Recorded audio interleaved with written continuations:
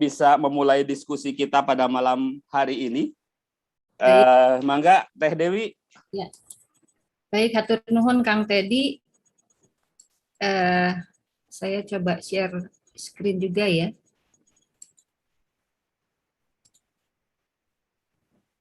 Sudah dapat dilihat?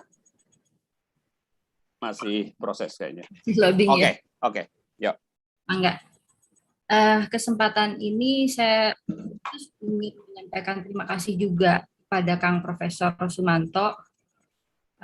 Kita hanya baru berkomunikasi lewat WA gitu ya, tapi kami sebagai komunitas merasa sangat mendapat perhatian dan dukungan, terutama ketika tahun lalu Kang Prof ada peristiwa persekusi terhadap komunitas kami, dan sebagai akademisi yang bahkan tinggal di luar negeri, Anda masih menyempatkan untuk memberikan supporting kepada kami lewat media sosial, dan di sanalah kami akhirnya memiliki ruang yang lebih terbuka untuk bisa menyuarakan apa perjuangan kami. Dan terlebih pada forum kali ini kesempatan berharga bagi kami, bukan berarti dalam hal ini kami ingin mensiarkan, tetapi karena ada yang bertanya, kami menjawab gitu.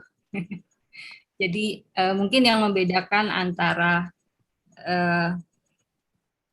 agama Abrahamik dengan agama lokal gitu, kami tidak punya visi penyebaran, tapi pada penyadaran. Ini share screen saya sudah terlihat belum?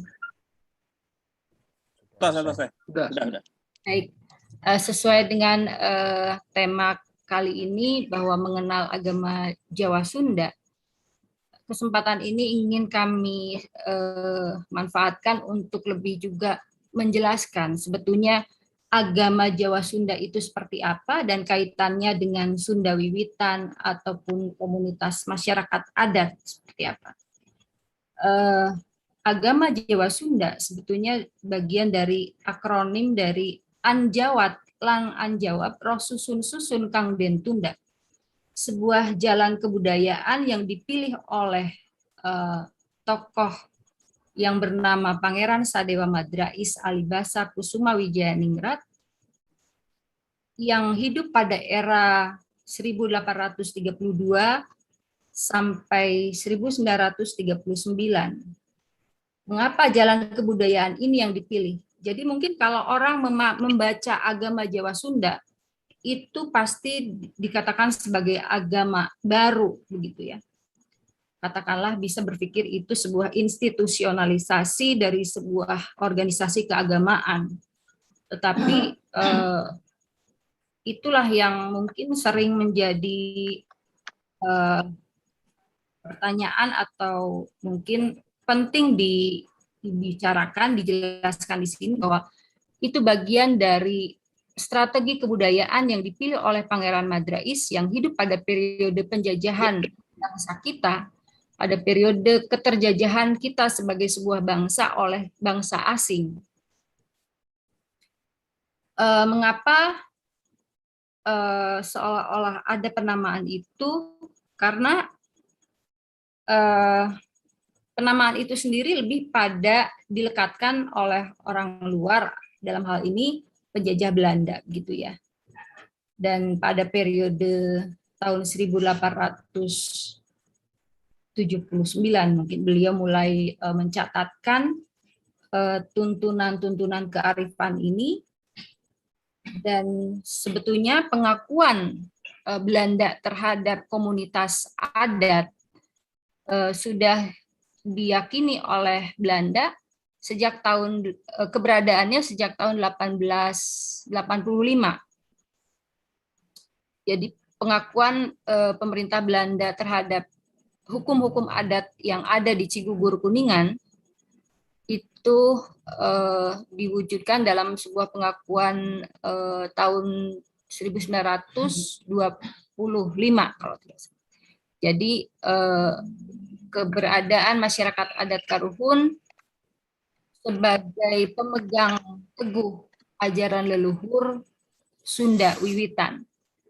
Jadi agama Jawa Sunda tidak dilekatkan pada sebuah institusionalisasi sebuah agama atau menambah jumlah agama, tetapi sebuah tuntunan kehidupan. Agama yang kami maknai atau leluhur kami maknai, agama adalah aturan gawe manusia, aturan laku kehidupan, bukan pada terjebak pada institusionalisasi. Itu institusionalisasi agama. Jadi dan bukan juga pada perdebatan atau pembenaran tentang etnisitas agama Jawa atau Sunda semata. Tapi memang tuntunan agama Jawa Sunda ini sebagai bagian dari upaya meneguhkan kesadaran kemanusiaan dan kesadaran kebangsaan yang saat itu memang dibutuhkan oleh bangsa kita. Saat itu belum ada istilah Indonesia. Itu mengapa mungkin salah satu strategi Belanda juga untuk memecah belah bagaimana seolah-olah dilegitimasi keberadaan agama Jawa Sunda ini, tetapi di satu sisi yang diharapkan oleh Belanda juga kami sebagai sasaran kelompok-kelompok mayoritas untuk bisa diadu domba. Karena sejatinya yang menjadi ajaran tuntunan ADS adalah kesadaran kebangsaan, cara ciri bangsa, di mana mengikat sebuah komunitas membentuk diri menjadi kesepakatan sebagai masyarakat hukum adat, masyarakat adat karuhun urang. Adat karuhun urang itu artinya adat leluhur kita. Dari mana kita, untuk apa kita hidup, dan kemana setelah kita hidup. Nah, tetapi dengan memunculkan nilai-nilai nasionalisme ini, tentunya tantangan juga tidak mudah. Beragam upaya-upaya stigmatisasi itu dilekatkan kepada komunitas ini. Dan memang kita juga mengetahui ya bahwa ada banyak skenario penghancuran bangsa. Kita setidaknya di dalam buku The Art of War, Sun Tzu ada mengatakan bahwa untuk mengalahkan bangsa yang besar tidak mengirimkan pasukan perang, tetapi dengan cara menghapus pengetahuan mereka atas kejayaan para leluhurnya. Maka mereka akan hancur dengan sendirinya. Jadi stigmatisasi yang dilekatkan kepada penganut ajaran-ajaran leluhur itu dikaburkan sejarahnya. Jadi hancurkan bukti-bukti sejarah, terutama di Tatar Sunda. Mungkin nanti Kang Ira akan bisa membahas lebih jauh bagaimana upaya-upaya silang budaya ini masuk ke bumi Sunda, bumi Parahyangan, tetapi serta-merta menghancurkan akar-akar tradisi dan akar-akar kearifan lokal. Dan sehingga stigma yang dilekatkan bahwa ketika masih terhubung dengan leluhur, leluhur itu adalah primitif dan bodoh, gitu ya. Jadi ini merupakan tantangan yang biasa kami hadapi atau para penganut agama leluhur di Nusantara. Dan kami bisa menyatakan bahwa ini tantangan yang dialami bukan hanya oleh Sunda Wiwitan, tetapi juga beragam tradisi spiritualitas leluhur Nusantara. Pada konteks masyarakat adat, kami memang menamakan diri sekarang Adat Karuhun Sunda Wiwitan, sebuah ajaran leluhur Sunda yang menuntun kesadaran spiritualitas manusia Sunda terhadap kekuatan maha energi di dalam semesta dan di luar dirinya selaku manusia. Jadi intinya pada kesadaran asali, kesadaran asal usul, kesadaran pada hukum ketetapan, kepastian. Jadi berteguh pada janji kemanusiaan dan janji sebagai hukum kodrat sebagai bangsa, begitu ya. Kenapa ini saat itu digali kembali oleh Pangeran Madrais sebagai pendiri komunitas ini? Karena ketika situasi bangsa kita mengalami keterjajahan oleh bangsa asing, mau tidak mau, jalan yang harus ditempuh adalah jalan menggali kembali jati diri sebagai bangsa untuk bisa menjawab dan menjadikan bangsa kita percaya diri, berdiri di kaki sendiri. Siapa diri kita, bagaimana diri kita sebagai manusia dan sebagai bangsa. Dan pada sejarahnya, ini saya tampilkan foto beliau, pendiri dari komunitas adat ini. Beliau adalah Pangeran Sadeo Madrais Alibasa Kusuma Wijayaningrat. Beliau sendiri yang menjadi kekhasannya adalah mewariskan sebuah tuntunan-tuntunan manuskrip tertulis dari tulisan tangan otentik beliau. Begitu. Jadi bagi kami itulah yang menjadi tuntunan kehidupan, di mana kami sedikit mengutip apa kaitannya Sunda Wiwitan dengan ADS atau agama Jawa Sunda. Karena ini bukan rekayasa pada generasi sekarang, gitu, atau menyamakan dengan komunitas lain, tetapi memang yang dicari, yang digali kembali, direvitalisasi ulang oleh Pangeran Madrais saat itu adalah ajaran leluhur Sunda yang sudah berabad-abad sebetulnya ada di bumi Sunda, di bumi Parahyangan. Hanya berabad-abad juga berupaya dihilangkan dan dihabisi oleh berbagai silang budaya yang masuk ke Nusantara. Jadi saya mengutip. Dewi, punten, ya, slide-nya bisa sambil digerakkan atau kalau ini bisa kami bantu. Ini ini baru yang tampil slide 4. Slide 4. Oh, saya sudah slide 6 kok. Oh. Teman-teman apa juga sama dengan yang ada di saya ya? Yang tampil baru adat Karuhun dalam kurung akur Sunda Wiwitan. Pohon ya, sama Mas Teddy, ya masih yang itu slide-nya Teh Dewi. Masih ya? Memang masih di 6 ya? Belum. Masih di 1. Atau mungkin bisa di slide slow ya? Slide show aja kali ya Teh? Ya betul. Gitu. Biar bisa show, full size. Biar screen. Full size sambil. Ini sekarang gimana? Oke. Ini sudah foto, foto. Ini udah berubah. Oke. Ya, ini udah ada fotonya. Ya, punten Teh Dewi, mangga dilanjutkan.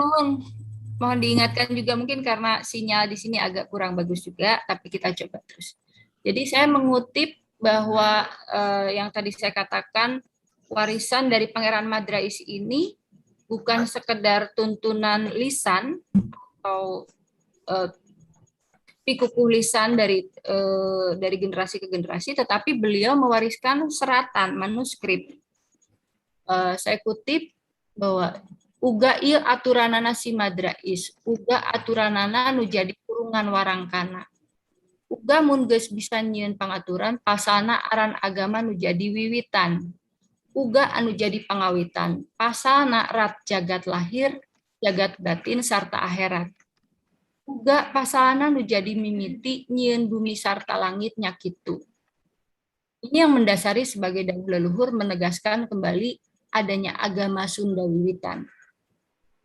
Jadi memang pada periode zaman Belanda dikenal sebagai agama Jawa Sunda, itu pun penyebutannya dari Belanda. Ya. Tetapi di dalam manuskrip tertulis yang beliau tulis langsung secara tegas menjelaskan seperti itu. Dan dalam catatan berikutnya, Pak, sudah berubah slide saya? Oke. Sudah. Jadi ini bagian dari penjelasan bahwa bagaimana beliau itu menemukan, menggali kembali tuntunan leluhur Sunda. Itu lewat keprihatinan, lewat upaya-upaya fitnah-fitnah, begitu. Di situ disampaikan, wirang disambung sarta prihatin, uga prihatin disambung kula rapati. Nya eta pangpasalna menang pangwerusak kieu, uga menang pangajaran tina Ratnu Sajagat. Uga menang katerangan ti para kusumah naga ibna. Eta nu kasebut pasalna para kusumah nu geus menang darajat luhur, uga ieu aturanna si Madrais, uga aturanana nu jadi kurungan warangkana. Uga mun geus bisa nyieun pangaturan pasalna aran agama nu diluhuran, uga nu jadi pangawitan. Pasalna erat jagat lahir, jagat batin, sarta akhirat. Jadi beliau sendiri suka atau tidak suka bagi orang yang tidak menyukainya, beliau mendapatkan wahyu. Jadi dan kami meyakini meskipun tidak bisa dikatakan sebagai nabi ya, kalau nabi kan mungkin agama-agama Abrahamik itu istilahnya nabi. Tapi buat kami beliau adalah penuntun ajaran yang mendapatkan wahyu dari para kusumah gitu ya. Dan ini buat keyakinan kami. Namun ya mungkin karena politik identitas yang tidak boleh mengatakan ada yang mengaku nabi, dan leluhur kami pun tidak mengaku sebagai nabi sebetulnya ya. Jadi itu yang ingin kita ungkap, bahwa beliau memang menerima wahyu tentang tuntunan bagaimana pengaturan tentang agama yang menjadi asal kesadaran asali. Namun di dalam beliau menyusun tulisan-tulisan temuan-temuan batinnya, tuntunan spiritual, beliau menuliskan di kertas-kertas pada periodenya, dan dengan itu pun karena beliau distigma oleh Belanda sebagai pengganggu kepentingan penjajah, maka beliau pun sering diasingkan dan difitnah begitu ya. Jadi apa yang terjadi dengan Pangeran Madrais setelah mendapatkan wahyu dari isi alam dan seluruh para gaib, diterima juga dengan penderitaan lahir batin, karena semua mendapat derajat yang agung, aturan agama wiwitan yang juga merupakan jati diri bagi setiap bangsa. Jadi mengapa ada iman karena tanah adegan sama tanah amparan? Sadaran pada hukum kodrat, di mana Tuhan itu menciptakan kita sebagai manusia dan sebagai bangsa itu hukum ketetapan. Jadi tidak sebagai keinginan kita. Jadi kita hanya mempertahankan apa yang sudah Yang Maha Kuasa berikan dan takdirkan. Jadi dalam upaya-upaya mempertahankan, menggali kembali ajaran leluhur, tantangannya tidak mudah dan diganggu oleh Belanda, distigmatisasi oleh Belanda, sehingga dampaknya adalah adu domba dengan kelompok-kelompok mayoritas keagamaan yang dianggap sebagai ingin mendirikan agama baru atau menyimpang dari Islam lah katakanlah. Tetapi dengan penegasan yang beliau tulis, ini bisa menggugurkan asumsi bahwa beliau seorang Muslim, meskipun penyebutannya sebagai kiai. Kiai itu tidak mesti sebagai seorang Muslim. Jadi kiai adalah sebutan penghormatan kepada sesepuh yang pada saat itu dihormati. Begitu juga sebetulnya kalau kita menemukan dalam naskah-naskah Sunda lama, kesadaran akan menghormati leluhur itu sudah ada gitu ya. Setidaknya di dalam naskah Sang Hyang Siksa Kandakarsian yang ditulis pada abad 16, nukangken bijil tinir manaling lemah ngarana inget di Sang Hyang Siksa, mikukuh talatah ambu bapak aki lawan buyut, nyaho disiksaan Mahapandita magehkeun ujar Ningkerta. Yang terlahir muncul dari kesucian tanah, ingat pada hukum ketetapan, berpegang teguh pada ajaran ibu, bapak, kakek, buyut, melalui aturan Mahapandita mengukuhkan kata-kata kesentosaan. Jadi ini bukan hanya maunya Madrais untuk menggali kembali ajaran leluhur Sunda, karena mau tidak mau jalan kembali menggali spiritualitas leluhur itu adalah bagian dari upaya menyadarkan nasionalisme yang dibutuhkan saat itu. Kita bisa berdiri tegak sebagai sebuah bangsa yang mandiri, minum keringat sendiri sebagai jerih payah bangsa untuk bisa melawan penjajahan. Jadi konteks yang digaungkan oleh tuntunan spiritual leluhur adalah untuk menjawab tantangan, penindasan, dan penjajahan yang terjadi pada bangsa kita saat itu. Dan ketika hanya diperdilkan seolah-olah menjadi ingin diakui sebagai agama baru, itu salah. Penyesatan yang sengaja dilakukan oleh Belanda. Dan ketika pada periode ini masih percaya dengan informasi itu, maka itu bagian dari upaya keberhasilan penjajah untuk selalu mengobok-ngobok jati diri kebangsaan kita ya.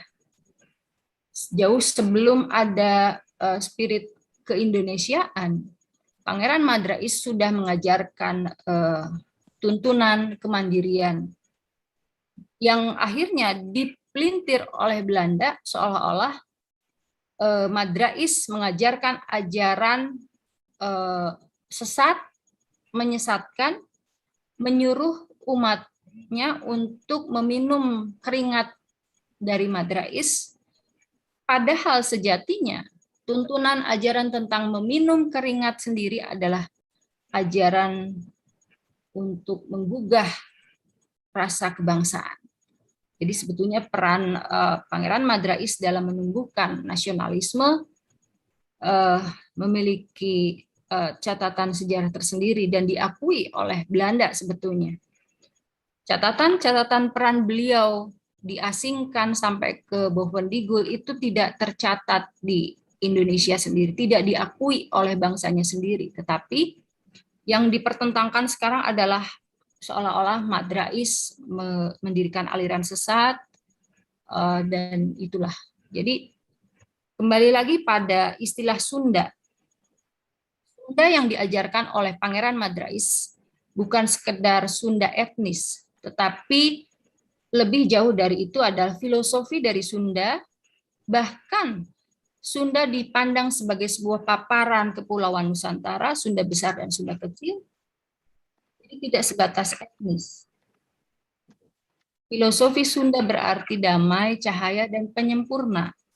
Itulah ada istilah angjawat lan anjawat roh susun-susun kang den tunda.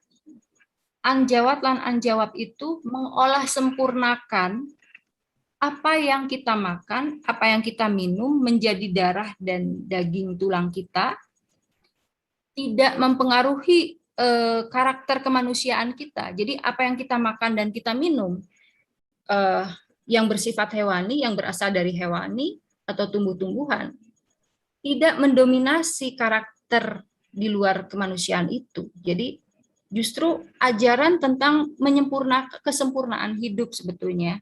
Jadi kita ini sering merubah karakter kemanusiaan kita karena apa yang kita makan dan kita minum terpengaruh oleh roh hurip tanah pakumpulan yang menyatu dalam jiwa raga kita.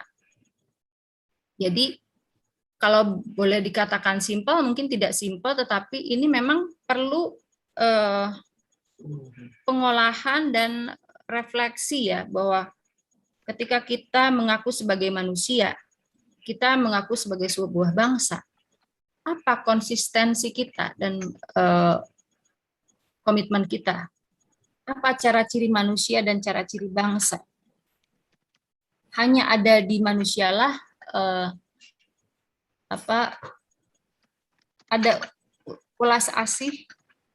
Cara ciri manusia itu welas asih, undak usuk, tata krama, wiwahayu dan naraga. Jadi itu yang harus kita pertahankan agar kita tidak terjebak pada sifat-sifat di luar kemanusiaan.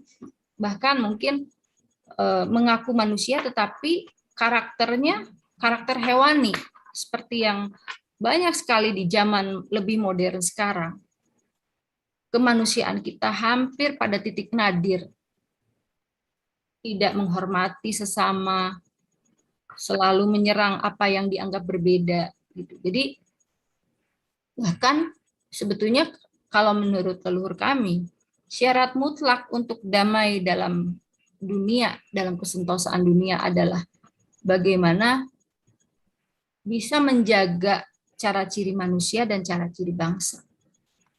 Iman karena tanah itu ada dua, tanah amparan dan tanah adegan.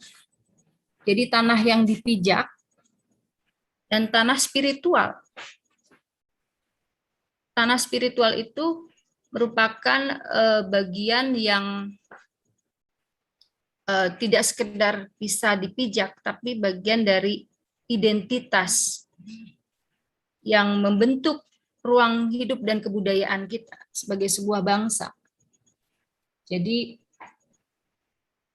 itu yang mendasari bagaimana, karena kenapa bahasanya iman karena tanah.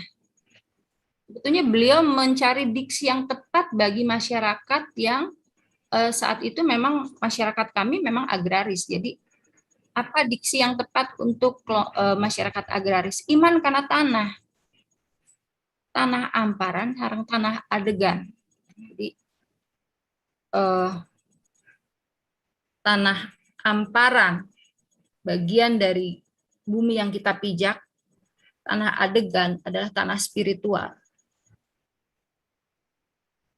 yang membentuk kebudayaan kita.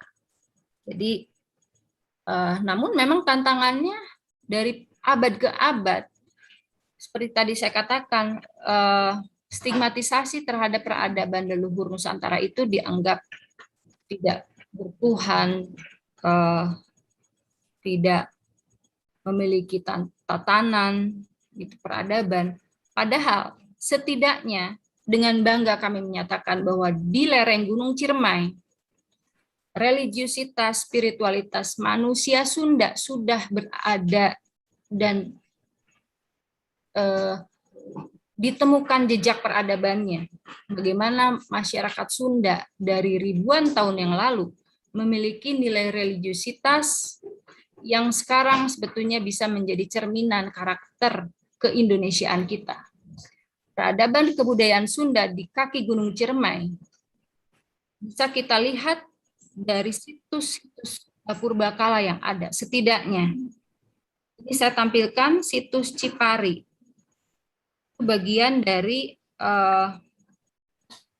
potret peradaban manusia Sunda yang mencerminkan bahwa manusia Sunda sudah lama sebelum agama-agama masuk ke Nusantara atau ke Tatar Sunda mengenal sebuah sistem spiritualitas. Ada di sini menunjukkan bentuk menhir atau batu tegak ya, yang sebagai simbol keyakinan ada lahir, ada mati. Menhir Barat dan menhir Timur itu sebuah filosofi kehidupan. Ada terbit dan tenggelam. Begitu juga ada temuan peti kubur batu, di mana dengan peti kubur batu yang sudah ada ribuan tahun yang lalu menunjukkan bahwa manusia Sunda itu punya cara, punya estetika dalam pemulasaraan jenazah.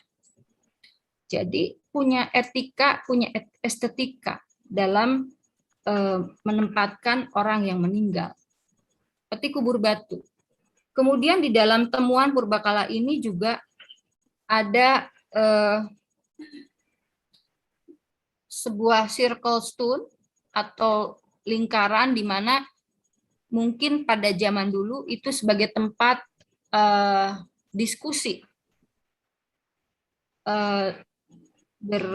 berurun rembuk dalam tata sosial. Kemudian ada temuan obat tumpang ya untuk pengolahan obat-obatan. Jadi itulah menunjukkan nilai Pancasila yang sudah beribu-ribu tahun ada di lereng Ciremai setidaknya. Dan ini menunjukkan bahwa bukan suatu yang mengada-ada ketika Pangeran Madrais merevitalisasi ajaran leluhur Sunda yang sudah hilang berabad-abad. Seperti tadi saya katakan, ada dua kesadaran diri selaku manusia dan kesadaran pribadi selaku suatu bangsa. Mengapa kesadaran pribadi selaku suatu bangsa atau tanah amparan ini penting? Karena di dalam tanah amparan, karakter bangsa ini, kita memang membentuk kebudayaan yang mandiri. Memunculkan warna kulit yang beragam dari tiap bangsa. Dan itu terbentuk atas geografis bentang alam. Membentuk adat, membentuk bahasa, membentuk aksara dan kebudayaan. Jadi, saya langsung menyampaikan juga tantangan-tantangan komunitas sejak zaman Belanda. Tadi saya katakan di dalam periode Belanda, Pangeran Madrais dikenal stigmatisasi oleh Belanda itu dengan tuduhan memeras masyarakat, dan untuk melemahkan gerakan kebudayaan beliau dituduh sebagai orang gila, dimasukkan ke rumah sakit gila di Cikeme, kemudian diasingkan ke Bovendigul. Jadi beragam upaya penjajah untuk menstigmatisasi tokoh nasionalis ini sebetulnya. Dan pada zaman Jepang, ini juga menjadi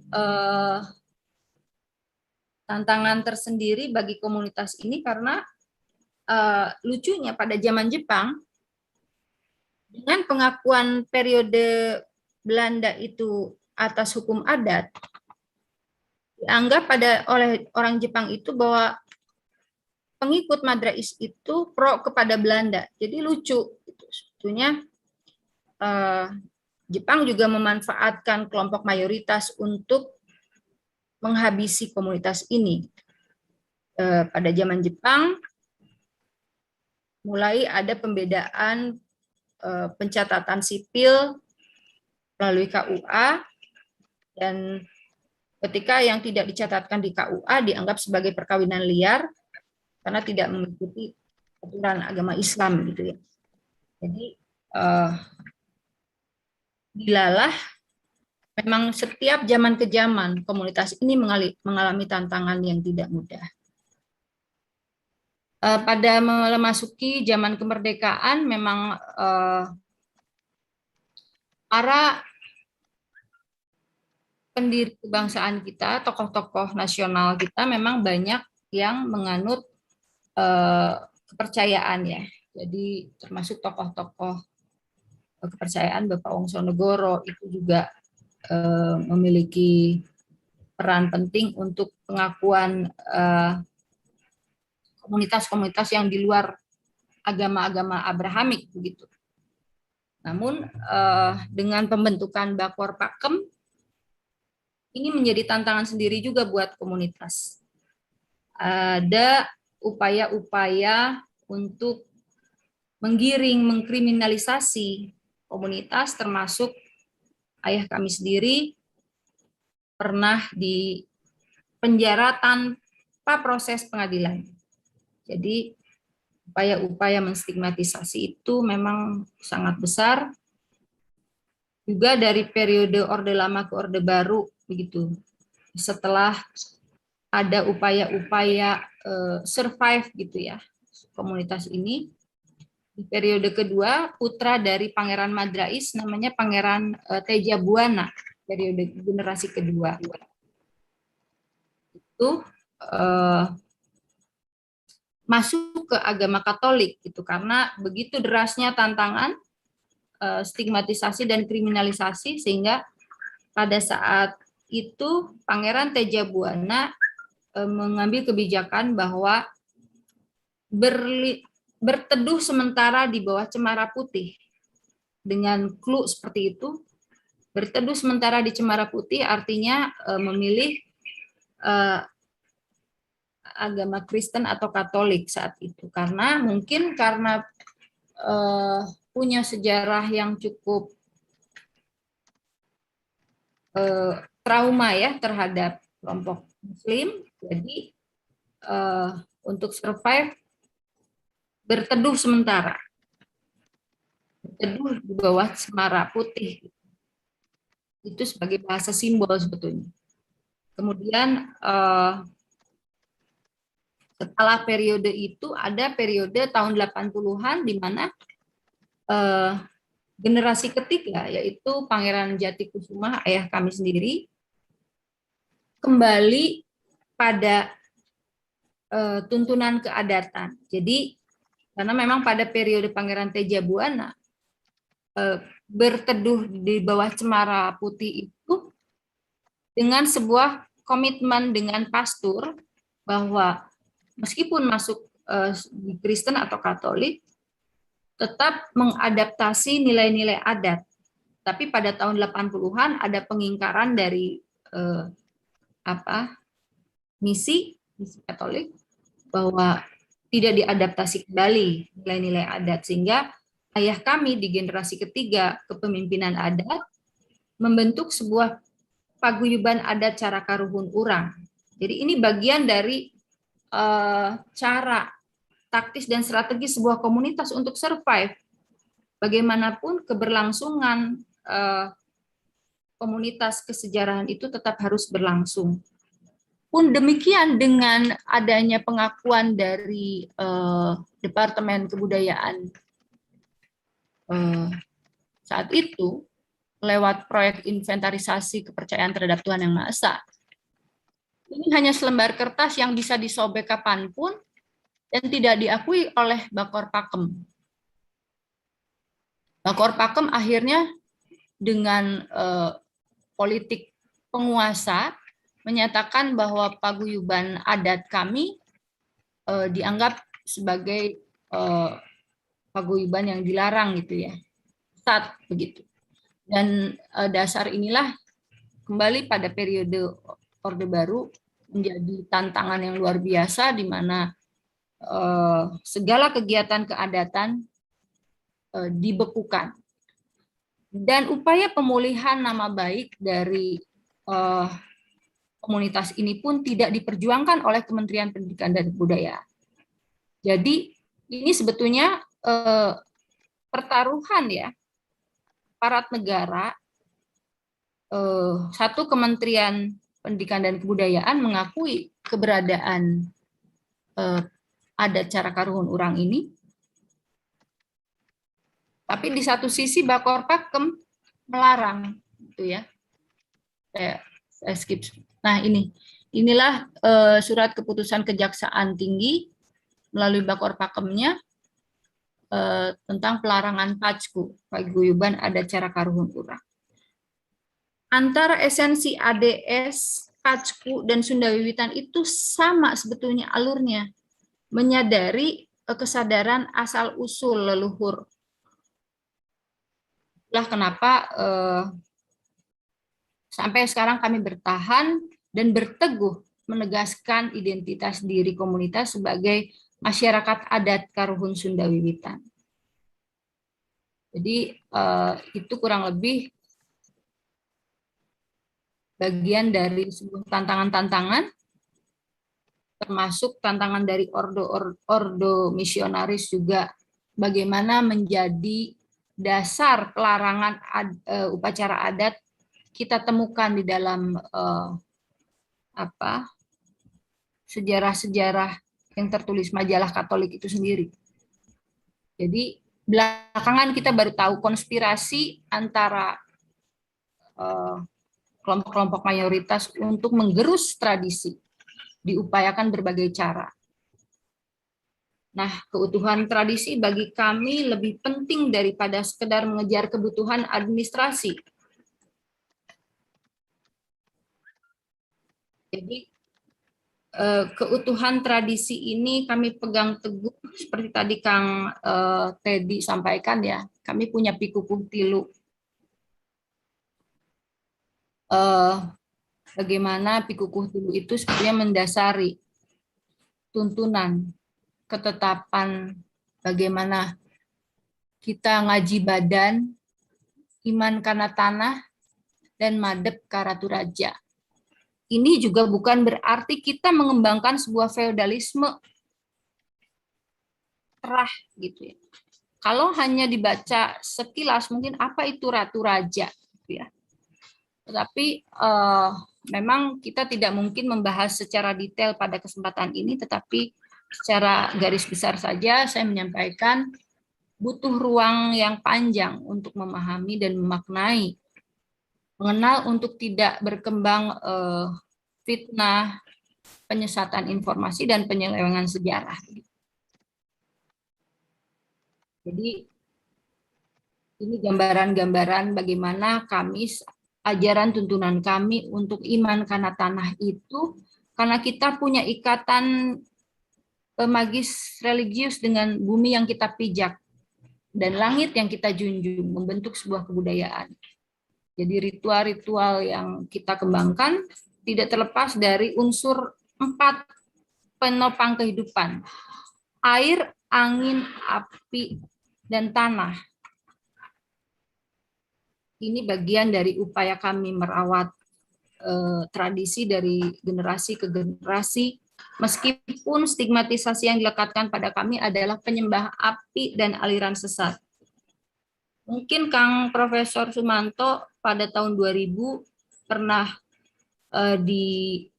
masuk ke ruangan dapur ageng mungkin ya. Itu bagian dari perapian.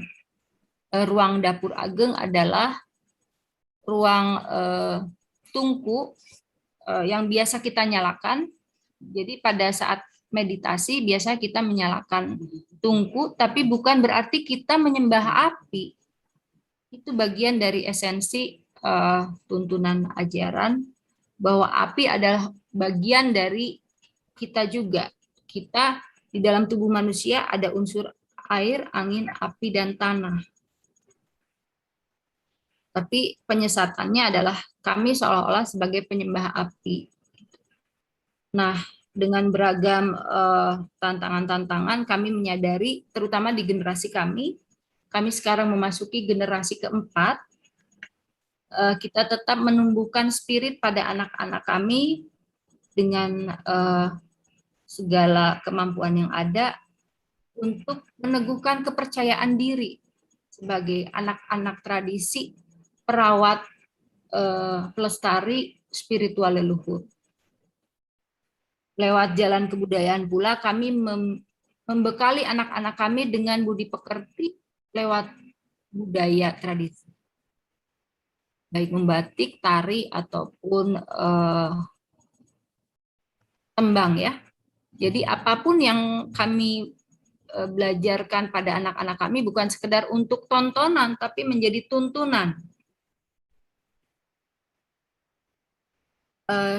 Dan ada masa di mana pemahaman regenerasi dari generasi sepuh kepada yang muda itu selalu kita lakukan, meskipun seolah-olah secara organisasi kami tidak diakui oleh negara ini, tetapi seperti tadi saya katakan, kita tidak melulu mengejar kebutuhan administrasi, yang penting kita menjaga keutuhan dengan kemandirian kita.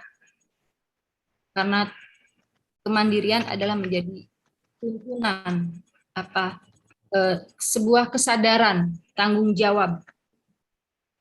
Kalau istilah Sunda itu rasa rumasa tumarima.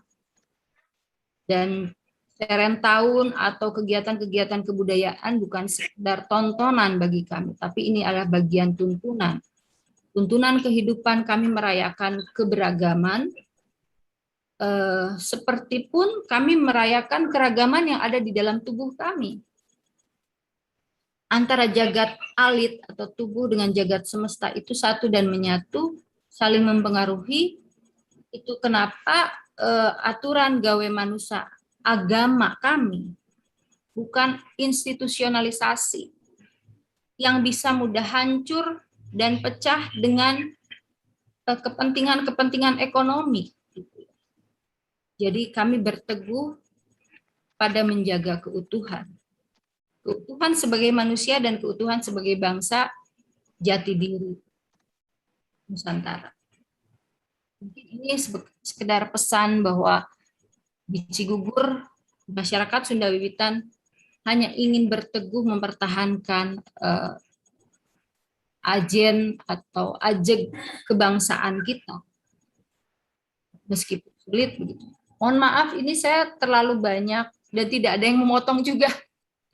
Enggak, memang sengaja nggak dipotong. Gitu ya. Langka. Ya, mudah-mudahan ini menjadi awal informasi yang bisa diluruskan menjadi pelurusan sejarah, karena saya mengatakan juga bahwa kembali agama Jawa Sunda itu bukan sekedar institusionalisasi kelembagaan agama baru begitu ya. Kita bukan bertujuan untuk memunculkan agama baru, tapi kita mewarisi tuntunan-tuntunan leluhur yang lama. Jadi salah kaprah kalau dianggap ini agama baru. Dari fakta yang saya sampaikan, jalan peradaban di masyarakat kami menunjukkan bahwa sebelum ada agama-agama masuk ke bumi Parahyangan, sudah ada nilai religiusitas. Jadi itu mungkin yang bisa saya sampaikan. Hatur nuhun, Kang Prof, Mas Teddy, Kang Teddy. Sami Teh Dewi. Saya lihat banyak juga kawan-kawan akademisi yang hadir juga. Hatur nuhun dari Untar, dari Pancasila juga, dari Kang Rahmat ya. Abi tadi ningali hapunten upami aya nu teu kasebat. Ieu margi. Ya. Iya. Ya, atur nuhun. Terima kasih Teh Dewi Kanti yang telah membeberkan Panjang ya meskipun sudah cukup panjang tapi sesungguhnya